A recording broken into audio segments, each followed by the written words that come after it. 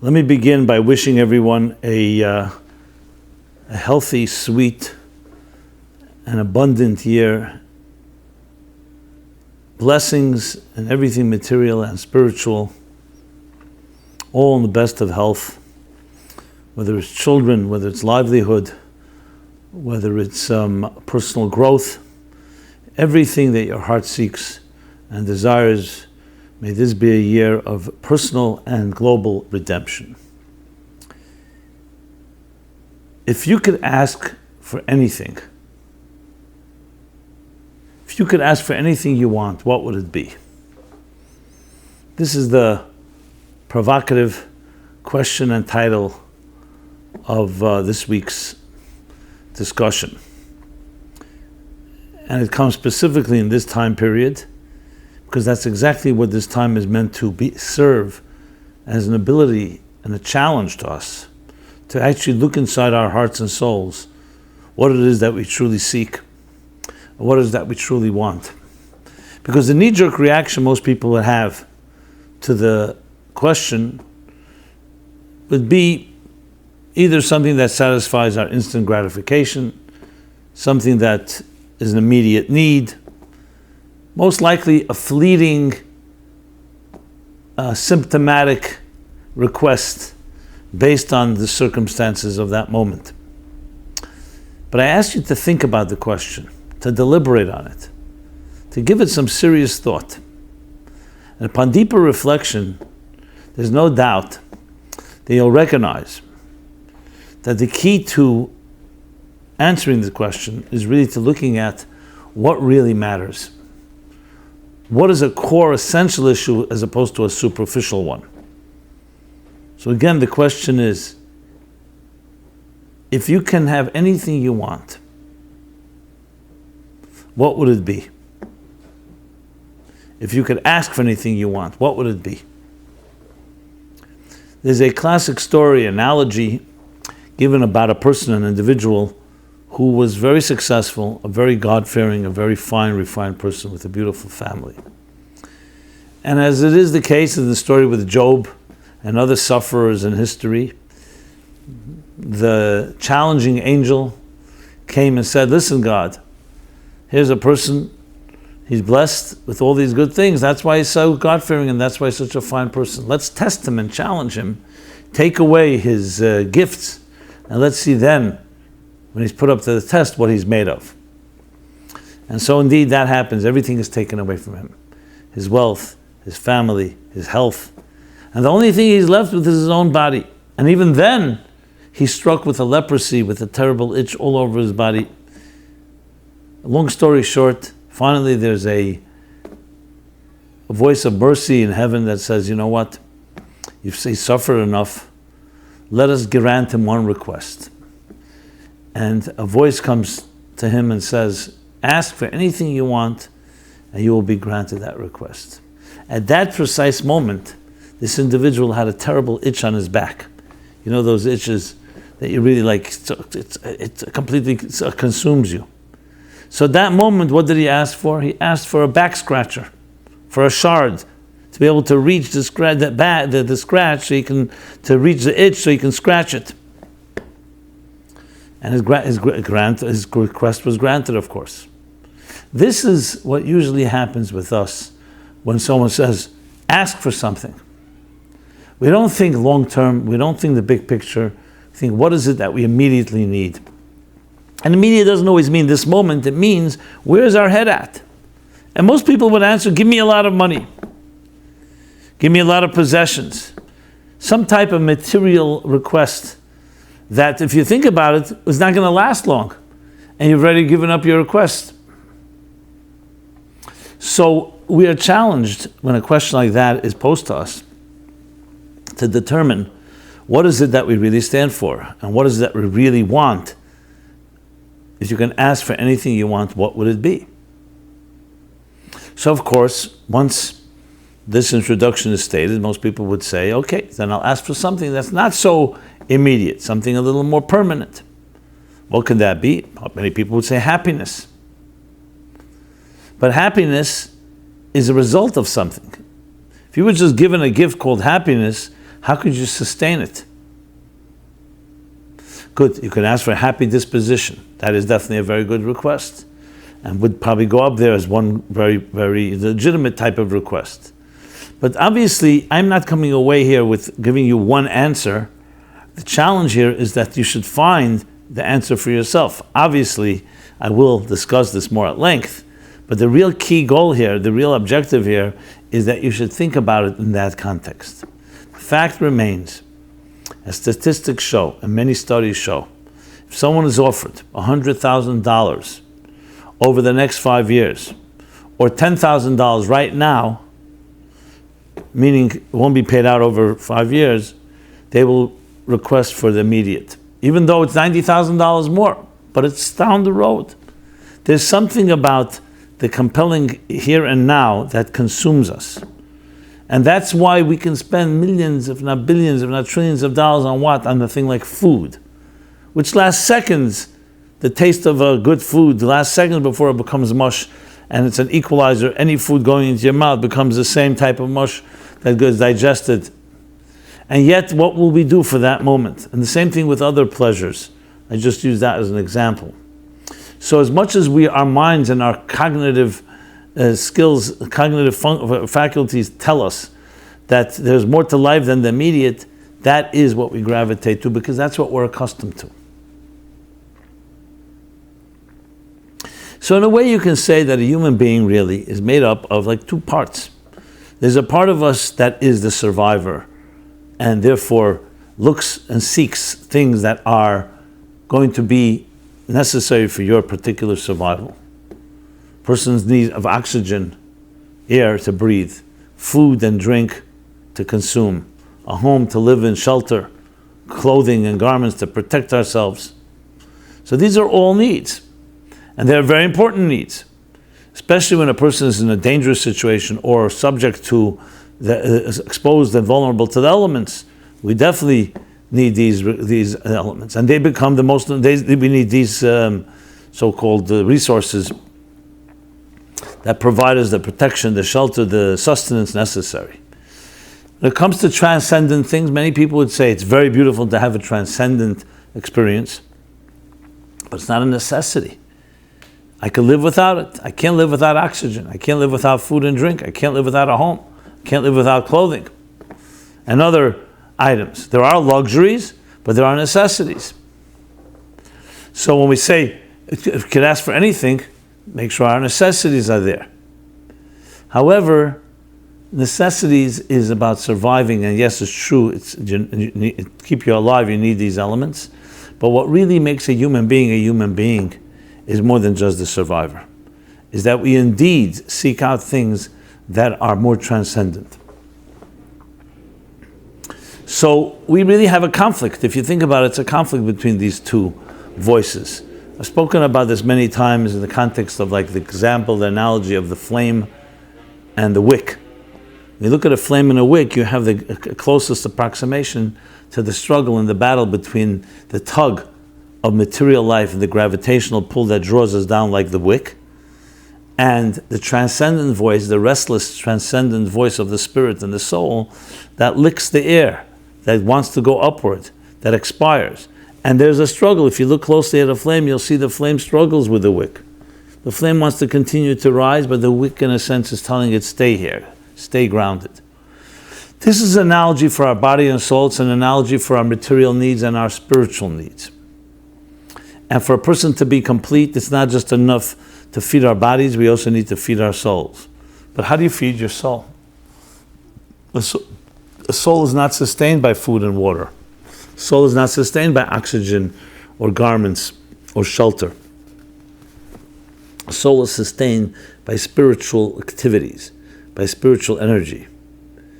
And when you have the soul nourished, that's when you really have the complete picture of a human being in ability to really reach the highest places one can reach. So to give the first level of this answer would be essentially that if you're able to ask for anything, what would it be? Would be ask for the eternal. Don't ask for the temporary. because the temporary comes and goes, and you'll need to ask again. Ask for the eternal. You get the eternal, then you have the foundation upon which you can build everything. It's interesting, when King Solomon was granted that, was offered that he can ask for anything. What did he ask for? Not wealth, not territory, not many other of the items that a king would want to have. He asked for wisdom. And with explanation, because if you have wisdom, you'll know how to ask for everything else, you'll know how to gain everything else. And he was granted the wisdom. So that definitely fits into the answer, to ask for the wisdom to know what to ask for, the wisdom to know how to acquire things that you need and beyond what you need. But I want to take it even a level further. One of the Psalms that we say, in the beginning of Elul, if you follow the 60-day book, you'll know that every day is a workbook that goes from the month of Elul, which was the preceding month, the 30 days that prepare us for Rosh Hashanah, Yom Kippur, and we'll continue the next 30 days of the month of Tishrei, the Hebrew month of Tishrei. So beginning of Elul, there's a verse, Psalm 27, that we all say every day. And this is said throughout the holiday season, all the way till Hoshana Rabbah. And in the beginning, the Psalm begins, L'David Hashem Eri, V'yishim emi ira. Let's translate it. L'David, by David, the Lord is my light and my salvation. Whom shall I fear? And then he continues, and I'll just translate. The Lord is the strength of my life. Whom shall I dread? When evildoers approach me to devour my flesh, my oppressors and my foes, they stumbled and fell. If an army were to beleaguer me, my heart would not fear. If war were to arise against me in this, I trust. And then continues, and this is the key verse I want to say. Acha sha'alti me'es Hashem, oisa avakesh, shifti bebeis Hashem kol yemei chayei, lachzes b'noyim Hashem levat ker behechole. Translated. One thing I've asked of the Lord that I seek, that I may dwell in the house of the Lord all the days of my life, to behold the pleasantness of the Lord, and to visit in his sanctuary. And then continues to speak about how this power allows us to face any adversity and any challenges that may come our way. The key thing here is the one thing I have asked the Lord, and he says three things. This I seek, that I may dwell in the house of the Lord all the days of my life, that I may behold his pleasantness, and that I may visit his sanctuary. What is the difference between these three expressions, and what in general does it mean, one thing I ask? Well, above all, it comes to tell us where true confidence and security comes from. And let's talk about that, confidence and security. Ironic to me, always whenever I think of financial securities, they call it security. The prudential rock. Security, meaning build your secure nest egg, which is your finances, so you'll have enough in your retirement, you'll have enough to live by.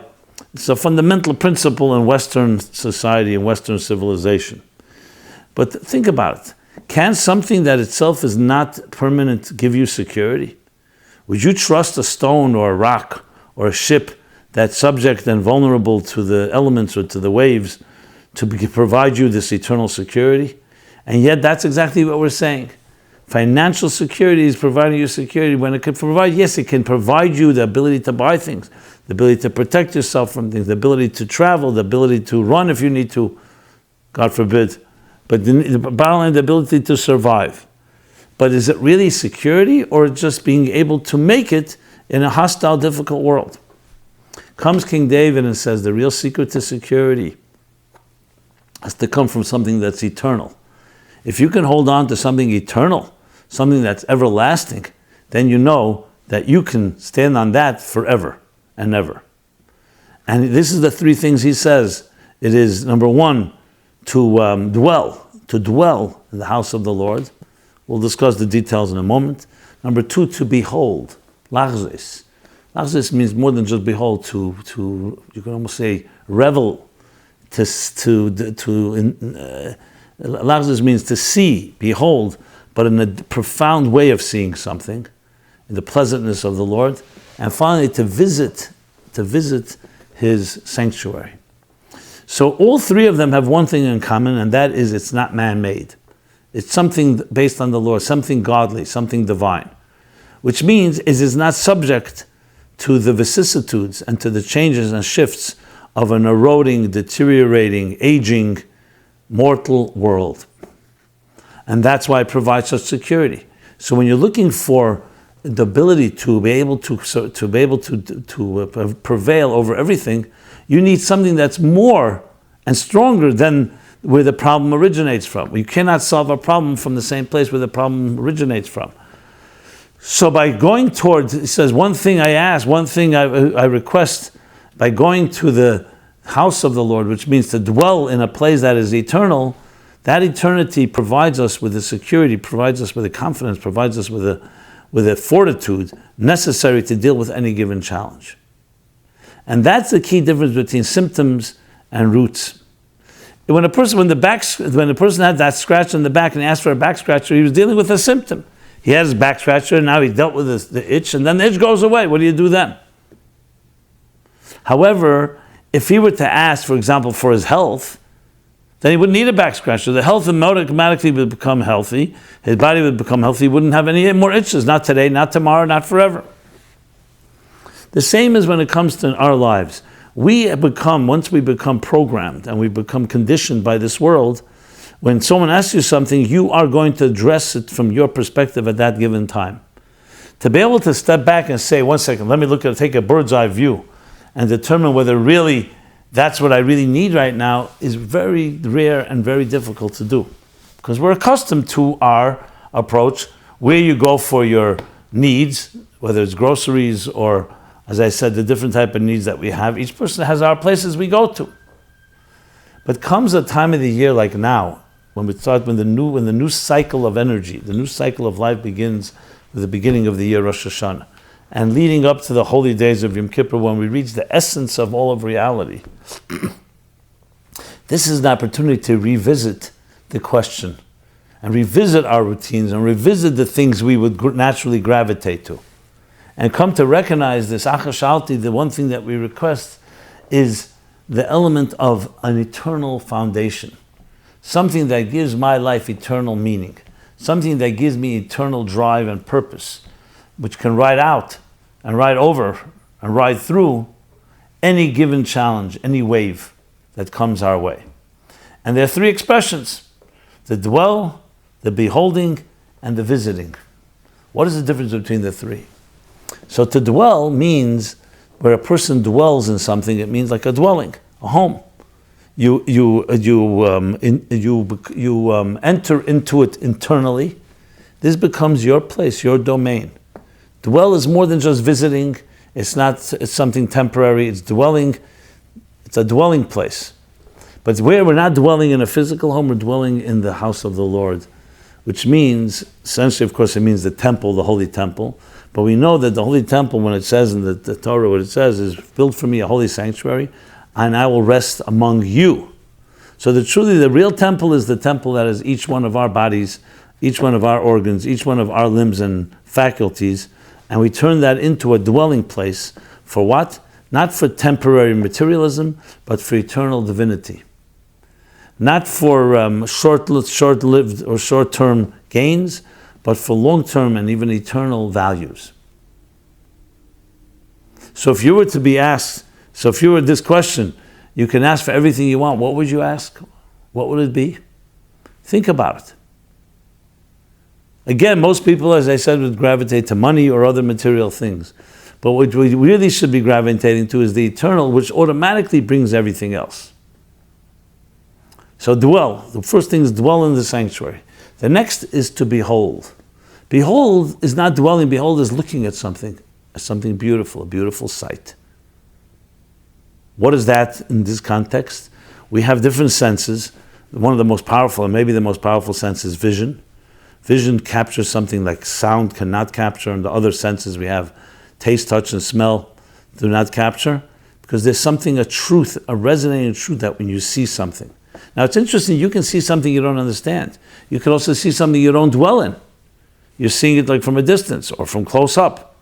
But what seeing does, it creates a type of resonance of truth of that thing that you're seeing.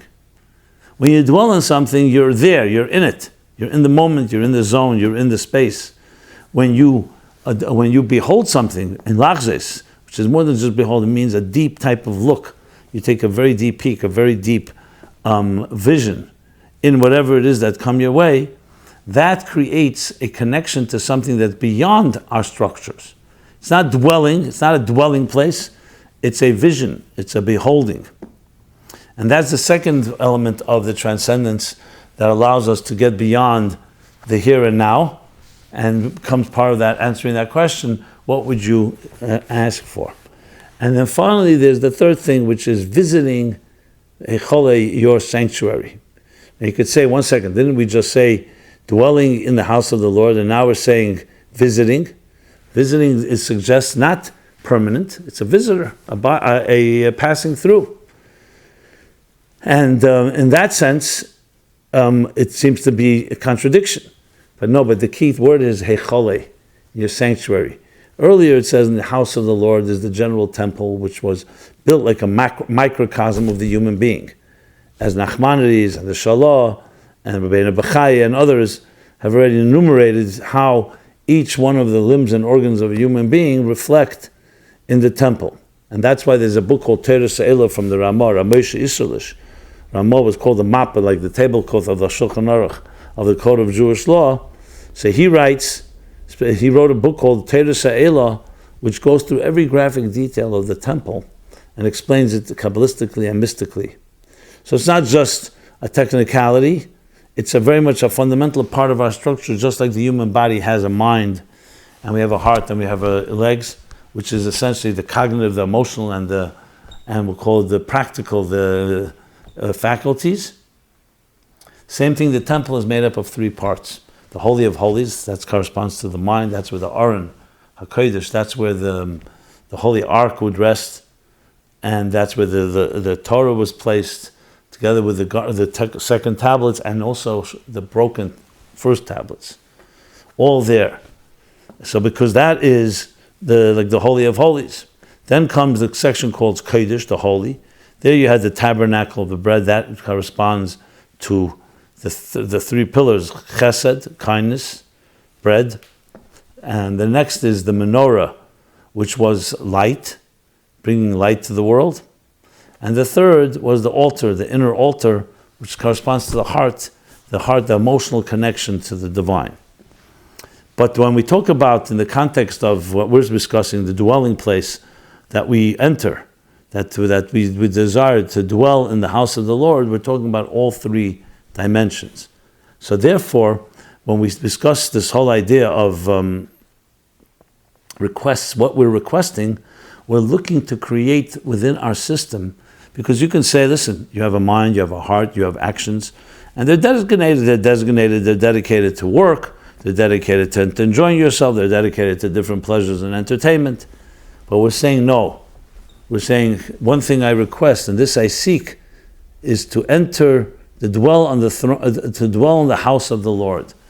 The house of the Lord, to dwell that all parts of us, our mind, our emotional conditioning, our cognitive conditioning, our emotional conditioning, and our action-based conditioning, our basic functions, should all be directed toward a dwelling place, a home for the divine.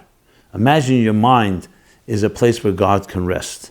Same thing with your heart, the same thing with your behavior, your actions, your behavioral conditioning. And then comes, as I mentioned, lachze is to behold the pleasantness.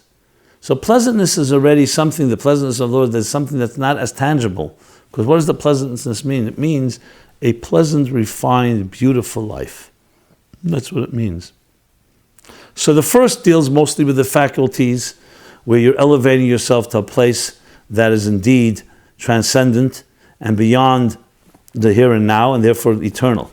But the envisioning or beholding, the pleasantness is bringing a certain beauty and life, a beauty and the refined qualities into your life. You find people, for example, that are very spiritual, They're very connected to higher things, but you don't always see that they're pleasant. They can be very intense, they can be very harsh, they can be very critical. Pleasantness is a critical element in anything. When you ask somebody for a favor and you do it pleasantly, everything changes. If you ask for that same request to somebody who may owe you something, they may do it begrudgingly, but there's nothing that beats pleasantness to be pleasant. It's something to work on. And that's the second request, the second part of this one request, and that is lachzes, to behold the pleasantness, lachzes b'nayim Hashem, to behold the pleasantness of the Lord. And then will come the third section. Now, pleasantness, I want to add a few more things about that. In a sense, asking God and saying, I'm too bitter, I'm too broken, I'm too negative about things. I want you to allow me to have a smile on my face.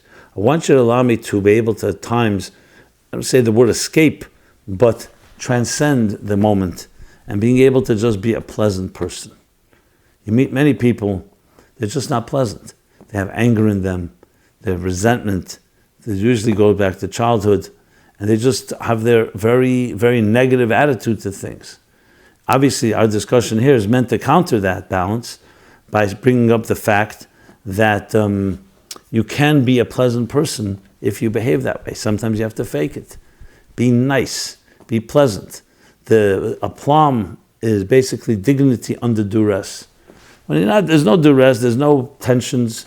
So being pleasant is not a great achievement.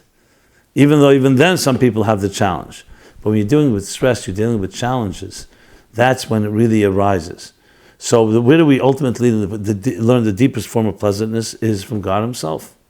That's why the pleasantness in the ways, expression is the pleasantness, to behold the pleasantness of the Lord, which is lachzes b'noyim Hashem.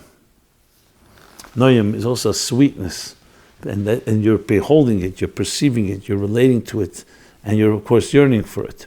Then comes finally the third part, where he says, that it's to visit his sanctuary. Now, we're not talking about, no longer, before, it was spoke about the house of the Lord, the general house, as I said, the mind, the emotions, and the behavioral.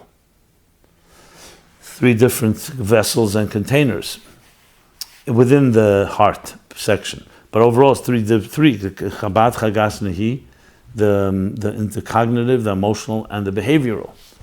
But now we're talking behechel kodshe, behechel, exact language, levaka behechole. Sometimes behechel hakodesh. Hechel is the actual sanctuary. It's actually the place, the kodesh, where the holiest things took place.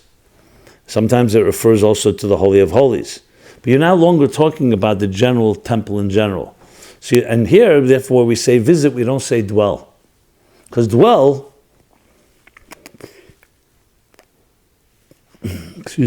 dwell indicates a permanence, a dwelling place, a dira. Levake means to visit. And visiting indicates that this is something where we can't really dwell in because it's beyond us. You can visit it, you can watch it, you can learn from it, but you really cannot. You cannot internalize it and make it part of your home. It always remains something beyond you. That's why you're visiting it. So there goes the three different expressions. All are meant to answer this question. If you were able to ask for anything, what would it be? It would be these three elements: to dwell in the house of the Lord, to behold His pleasantness, and finally, to visit the Heichel. So dwell, behold, or see, and visit is basically three dimensions of any real experience. So in that sense, what you have here is direct verse that we say these days, and if we said it and took it to heart, it would actually be the key to the salvation of our personal lives and our collective lives, as Maimonides explains in these chapters, that Besev Galusan, the end of exile, we're promised, the Torah promises, that every Jew will do tshuva, and they will immediately go into redemption. Well, how could it be immediate? What about all the challenges around the world? Because remember, we are midgets that stand on the shoulders of giants. So whatever was accomplished, we can only accumulate and build from there, grow further. That's why it goes into that element that it prepares us for whatever this holiday brings. Now I know that many of us have different challenges, And it sounds very nice to be able to speak and sit here and speak about these higher experiences. But how do I deal with it? I basically I'm worn down. I'm challenged by so many different elements, family members or other work, just preparing the meals and so on.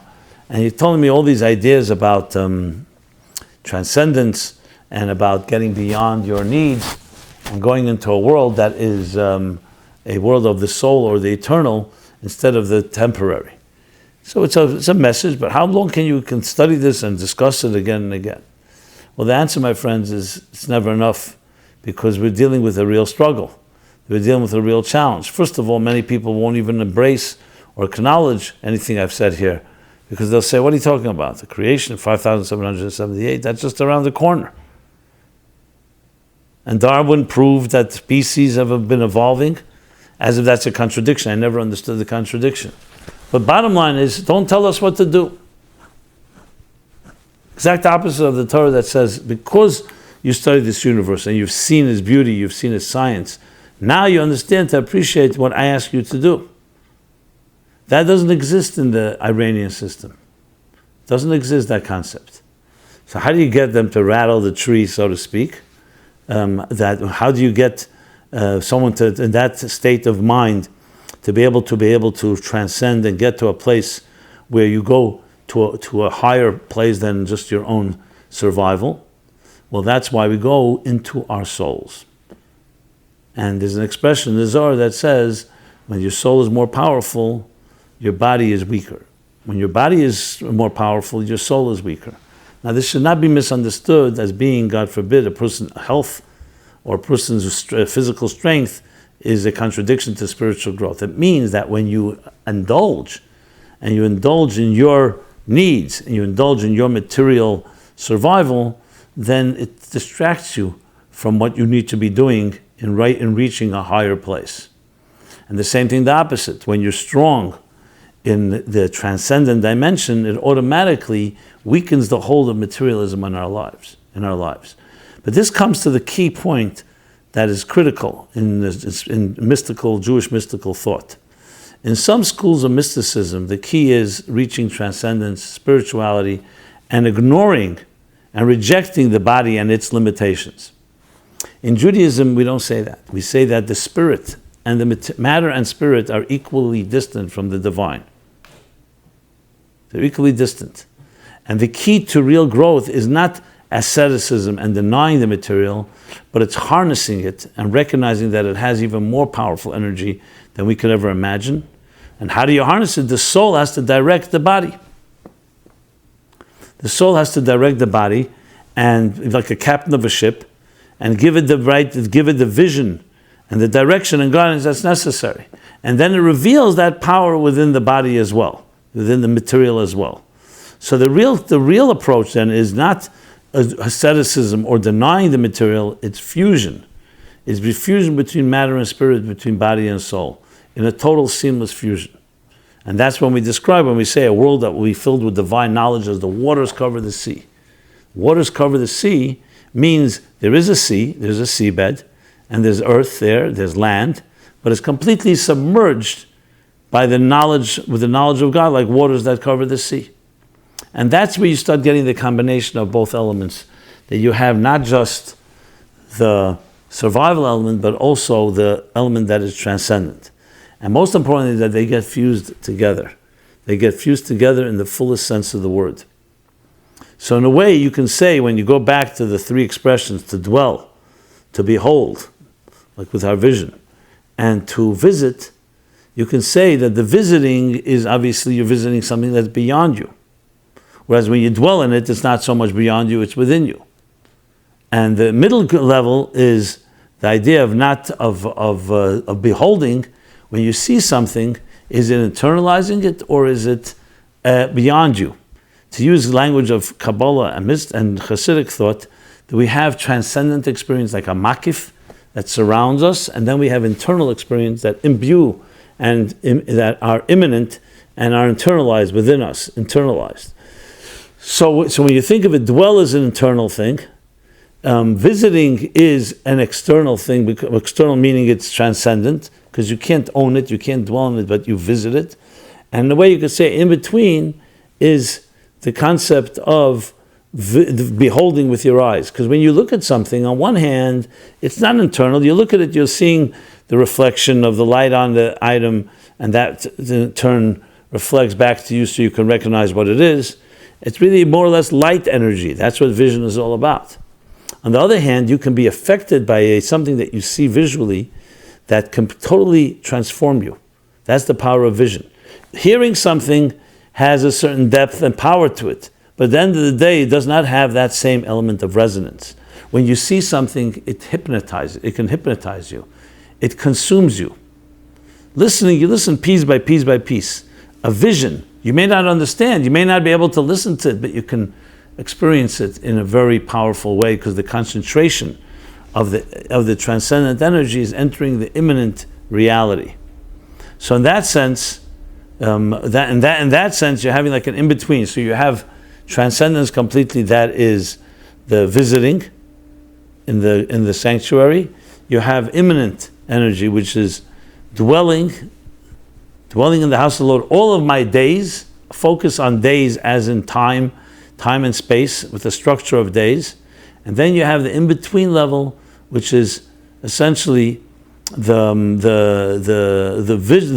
visualization or beholding, lachzes, b'nei Hashem, the pleasantness of God, where on one hand it's seeing it, on the other hand it affects you deeply because it can resonate. It's not just a superficial sight. So there you have three elements in addressing what transcendence truly is. Now for each one of us, we all have our challenges and each one of us has our difficulties. And it's very difficult, as I said before, to get out of your routine. Your routine, someone will say, okay, let's start meditating on Moda'ani or on Biyot Chav Keduchi or other prayers, or even this one, the David Hashem Eri, where we talk about the one request and the three dimensions about dwelling, beholding, and visiting. But the fact of the matter is, we have our real challenges on a very basic level. So the point here is not to overwhelm us with a whole new perspective, but rather just to put that focus of what really matters.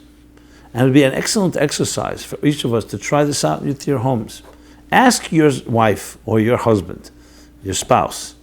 Ask your friends, ask your children, ask your grandchildren. As we go to Yom Kippur, ask them, if you were to ask for anything, what would it be? And provoke this question, this compelling question of determining what is important.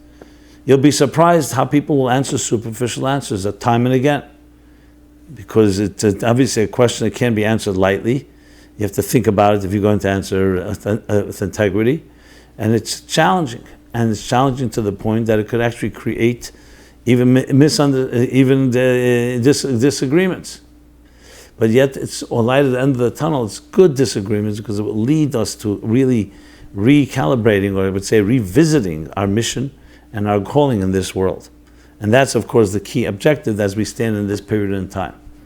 Because if you think of it like an analogy, and I've shared this analogy based on the Hasidic writings of the Mittler Rebbe, the second Chabad Rebbe, where he uses the expression, the analogy that these 10 days between Rosh Hashanah and Yom Kippur are like Kiruv, Dirsh Hashem b'matzu karuv b'yesei karuv.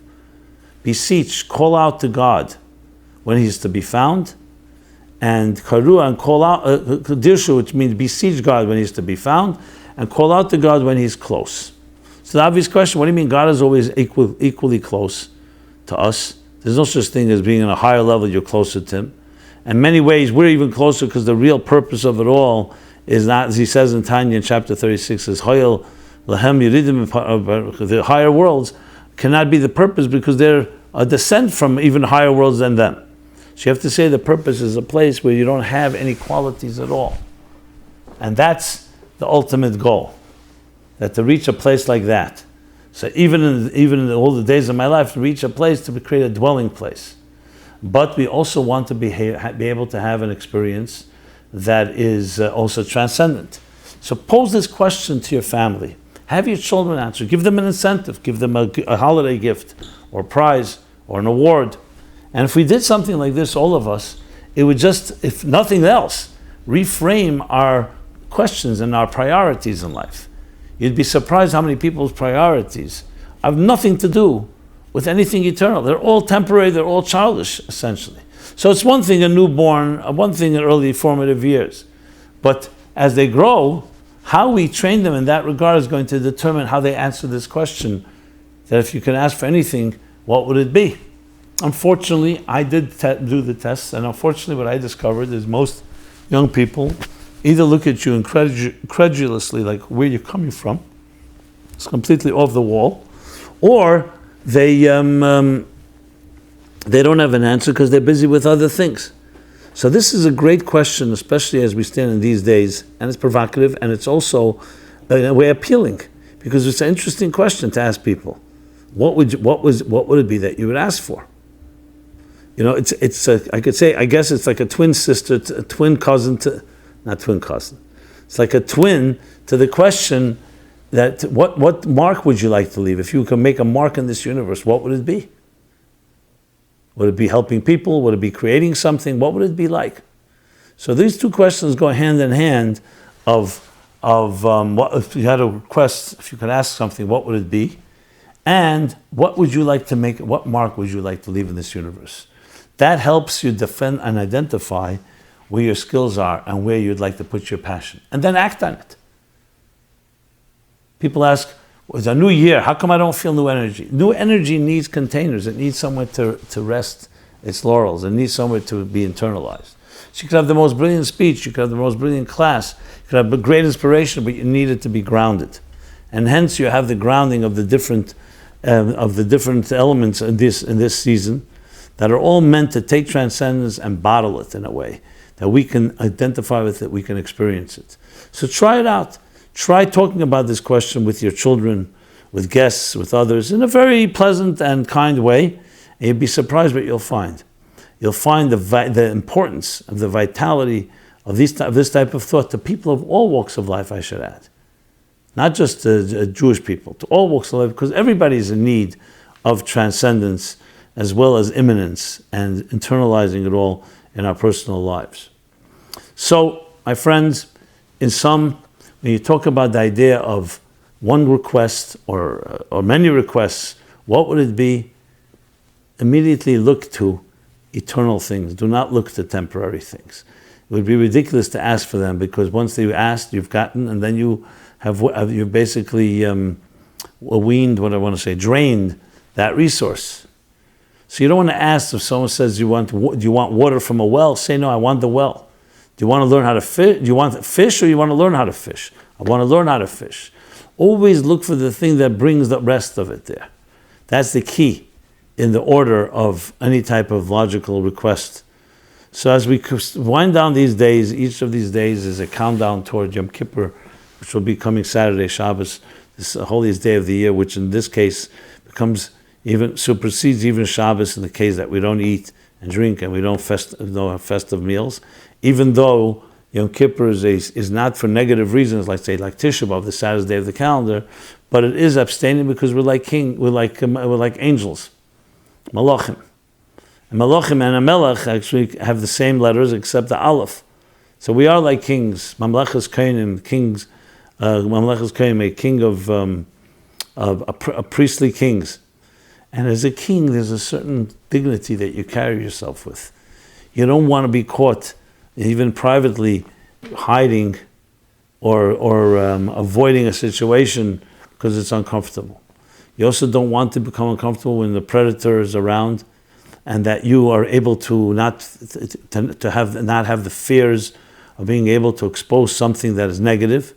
That's all part of the process of taking something the negative and looking at it straight in its eyes.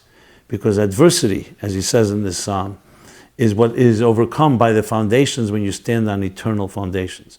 We have too many negative things in our lives, and you don't want to, even though you need to clean up the dust, you don't want to become a dust collector.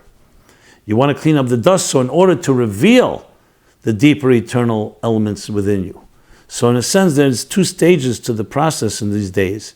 The one is to look at the things that are negative, but not to be consumed by them, and recognize we're connecting to a request that connects us to the things that are eternal. As I've discussed many times, when you dedicate your life to something eternal, you become an extension of that eternity. If you dedicate your life to your own success, you may be driven and you will be successful, but it will always be commensurate to your own limitations. So our real goal is to have the connection to something that is beyond each one of us. And hence, God should bless every one of you. That when you do ask that question, and you should ask that question, but ask it correctly, and you will find that you will get answers that are commensurate to your request. Ask for a shard, for a back scratcher, and you may get that request fulfilled. Ask, however, for something that is beyond, something that is eternal, that gives you something that will last with you forever and beyond, then that becomes your reality. And this includes, of course, expanding our minds and our hearts and our souls and our spirits and our faculties to much broader horizons. So Yom Kippur is a day when we connect to the essence. I mentioned before the flame. The flame gets closer to its source. Think of it like an orbit. And when the flame gets closer to the source, it begins to lick, gets closer, like they hug each other, the two flames. But this, in essence, is what we've been discussing. It's the point that you really come to connect, not so much you know and understand every word in the prayers that you say, but rather you come to connect to the core of who you are. And that is to dwell in the house of the Lord, to behold His pleasantness, and to visit His sanctuary, His innermost sanctuary, which is only possible through a visit, not through dwelling. And when you combine all these three things, it really affects us, because we're so distracted, as I mentioned, by the things we see, hear, taste, touch, and smell, but especially the visual. And that's why it's so important, Lachzis b'nei Hashem, to look at the visual, to look at the beauty of the universe, the eloquence, the exquisiteness of how the universe was created. Lachzis b'nei Hashem. Levakar, and then to visit Heichel Kodshe, which is the inner sanctum, which is a critical element, of course, in reaching the ultimate essence of everything that exists. So, I want to conclude as I began.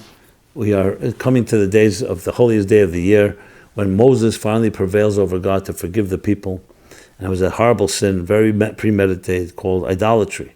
So if that can be forgiven, anything can be forgiven. So may we all do our part in gaining this forgiveness. Forgiveness can be on something negative. It could also be on not doing as much as you should be doing. That's all. You could have reached more, and you haven't, so that time is not fully used. So we should actually use this time to correct all that by being introspective and honest, and also look into our children to see what we can do to inspire them, each according to Chanech Lanar Al Pi Darkei, each according to his or her way. And that is a key element. I'm not looking to convert anybody. We're looking to help people that recognize what is their core connection and their core essence of what is really like. As I discussed last week, the Michelangelo statement that we all have the angels trapped in the marble within us. So we don't have to go look for it. We have to carve and set her free. That is the angel. But it's there. You have everything you need to live the happiest possible life. Everything you need to be able to fulfill and actualize your great potential. And everything you need to connect with others as well as with God in building a foundational element, an eternal foundational security that can not just withstand storms, it transcends every change and every vicissitude and every mood, and allows us to connect to that which is beyond all these fluctuating changes in our reality.